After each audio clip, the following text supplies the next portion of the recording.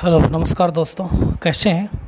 मैं आशा करता हूं कि सभी अच्छे होंगे। तो आपका मोस्ट वेलकम है आपके अपने यूट्यूब चैनल के अंदर। हम बात करते हैं, स्कूलों को खोलने की गाइडलाइन आ चुकी है कि स्कूल खुल सकते हैं।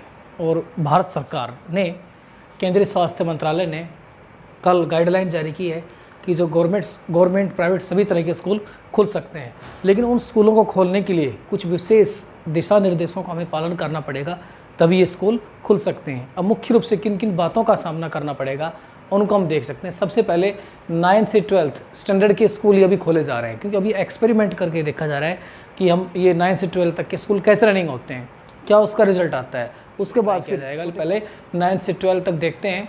तो 9 से 12 तक के स्टूडेंट अलग अलग टाइम स्लॉट का पालन करेंगे, अर्थात उनको 2 शिफ्ट में चलाया जा सकता है। जैसे स्कूल लगभग 2 शिफ्ट में चलाया जा सकता है। टीचर स्टूडेंट बंद क्लास बजाय खुले में बातचीत कर सकेंगे, अर्थात अगर टीचर स्टूडेंट मुख्य रूप से जो क्लासेज हैं हमारी क्लास रूम के अंदर चलती हैं, लेकिन अगर स्कूल के पास जगह है, स्पेस है, तो उन स्कूलों को चाहे पेड़ के नीचे लगा सकते हैं, कहीं बाहर खुली जगह वहाँ पर लगा सकते हैं। और वहाँ पढ़ने का प्रकृति गोद में कुछ मज़ा भी अलग आएगा और कम से कम इस संक्रमण से बचे रहेंगे, क्योंकि वहाँ पर हम सोशल डिस्टेंसिंग का पालन कर सकेंगे। अगली बात ये है, बच्चों को पहुँचने से पहले, बच्चे जब स्कूल पहुँचते हैं उस बच्चों के स्कूल पहुँचने से पहले 1% सोडियम हाइपोक्लोराइट 1% सोडियम हाइपोक्लोराइट से स्कूल सैनिटाइज किया जाएगा। याद रखें, जो क्लासेस हैं जहाँ अंदर बाहर जहाँ भी स्कूल है वहाँ पर सैनिटाइज किया जाएगा। 1% सोडियम हाइपोक्लोराइट से स्कूल को सैनिटाइज किया जाएगा।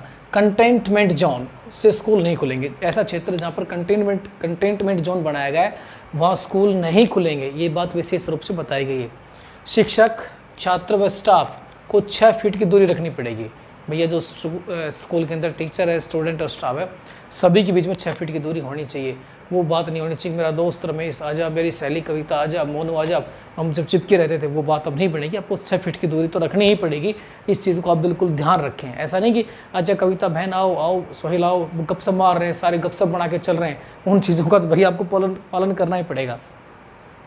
लगातार आपको हाथ धोने पड़ेंगे, लगातार अपने बार, क्योंकि ये जो है संक्रमण हाथों के द्वारा ही, फिर हम चेहरे वगैरह, आप स्किन वगैरह पे चेहरे होते हैं, तो बार आपको अपने हाथ धोने पड़ेंगे। फेस कवर पहनना होगा, आपको फेस कवर पहनना होगा। नो एंट्री, अर्थात कौन ऐसे हैं जिनको एंट्री नहीं मिलेगी। पहली बात तो क्वारंटाइन जोन से छात्र, ऐसा क्षेत्र जो क्वारंटाइन जोन है वहाँ से छात्र, शिक्षक या कर्मचारी किसी को भी नो एंट्री होगी, यानी ऐसे क्षेत्र में से किसी को एंट्री नहीं कर दी जाएगी।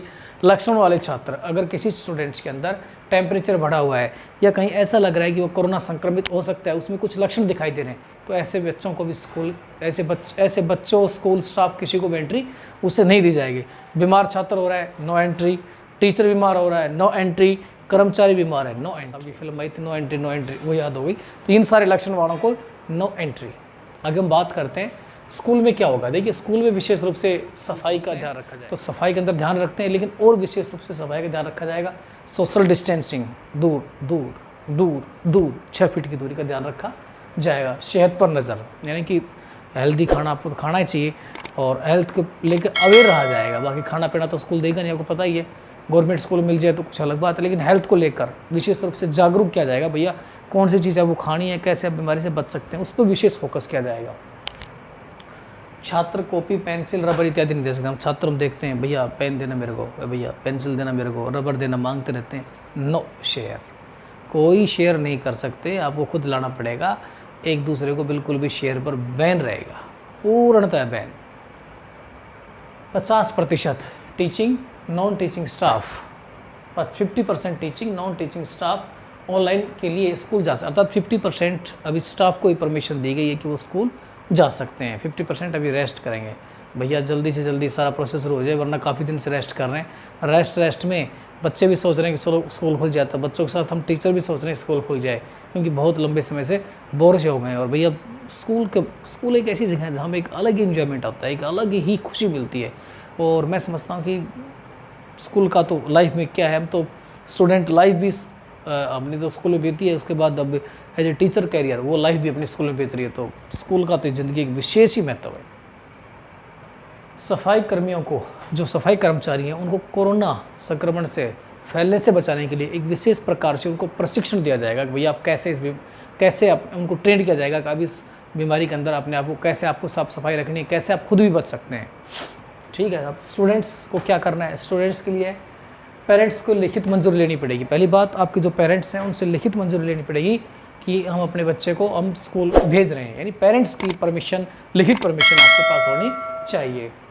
फिजिकल डिस्टेंसिंग, अभी मैंने बताया था कि फिजिकल डिस्टेंसिंग रखनी पड़ेगी।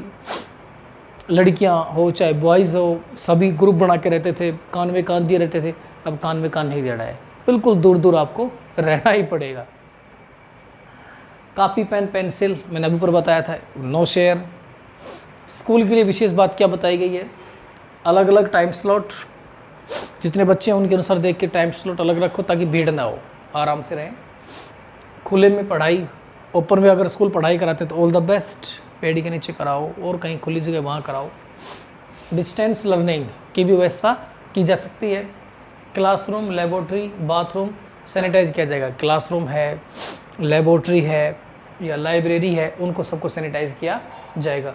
क्लास के अंदर 6 फीट की दूरी रखनी पड़ेगी। एक मैंने अभी ऊपर बताया था, क्लास के अंदर 6 फीट की लगभग दूरी आप रखेंगे।